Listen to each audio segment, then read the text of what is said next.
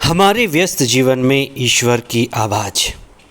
ज़रूरतें आवश्यक हैं, पर विलासिता पर, भोग पर हमें नियंत्रण करना है।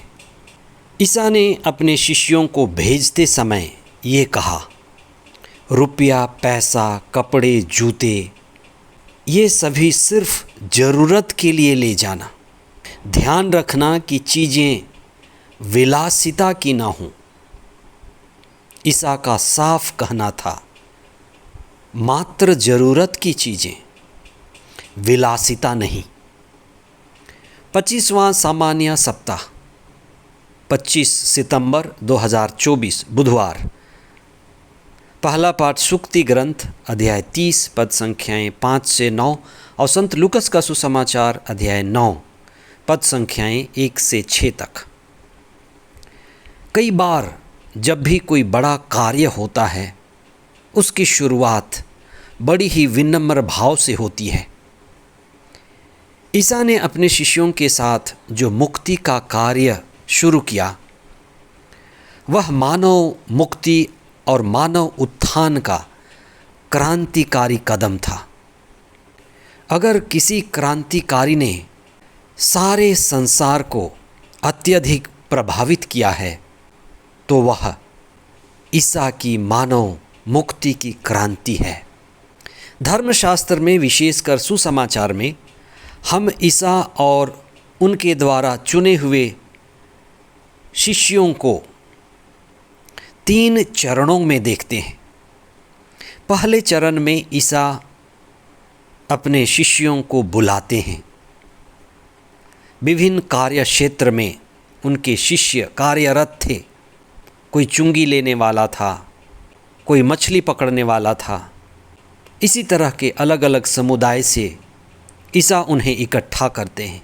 दूसरी बात, वे उन्हें प्रशिक्षित करते हैं, प्रार्थना के द्वारा, शिक्षा के द्वारा, शुद्धिकरण और अभिषेक के द्वारा। और तीसरा चरण है, वे उन्हें सेवा के लिए भेजते हैं। ये तीसरा चरण आज के सुसमाचार में लिखा गया है। संत यूहन्ना ने अपने सुसमाचार अध्याय 15 पद संख्या 8 में लिखा है, पिता की महिमा इसी में है कि तुम मुझ में बने रहो और बहुत फल उत्पन्न करो। मुझ में बने रहो और बहुत फल उत्पन्न करो। इसलिए प्रेरितों को प्रशिक्षण के बाद उनमें बने रहना है और पवित्र आत्मा का फल उत्पन्न करना है। प्रेरितों को भेजते समय ईसा के आदेश को हमें समझना है। ईसा का आदेश बड़ा महत्वपूर्ण था। जब सेवा कार्य के लिए वे भेजे गए, तो उन्हें हिदायत दी गई कि उनके लिए सबसे महत्वपूर्ण या मूल्यवान, कीमती क्या है। शिष्य जो सेवा पे गए, उनके लिए सबसे मूल्यवान था ईसा का आदेश, पवित्र आत्मा, उनके जीवन में शांति का होना। इसलिए ईसा ने कहा, रुपया, पैसा, कपड़े, जूते, ये सिर्फ ज़रूरत की चीज़ें हैं। ये तुम्हारे लिए विलासिता न बन जाएं। आज हमें इस बात पर चिंतन करनी है, देखना है। कई बार ये ज़रूरत विलासिता में बदल जाती है और सेवा कार्य रुक जाता है, विलासिता बढ़ जाती है। ईसा ने साफ कहा था, मात्र ज़रूरत की चीज़ें, विलासिता नहीं।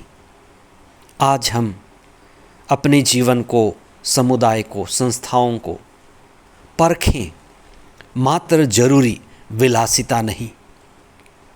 विलासिता भोग और भोगवाद में आता है। प्रभु के आदेश के खिलाफ जब भी हम जाएंगे, हम प्रभु के आशीष को खो देंगे। इसलिए हमें जरूरी है प्रभु केंद्रित जीवन, आत्मा केंद्रित जीवन।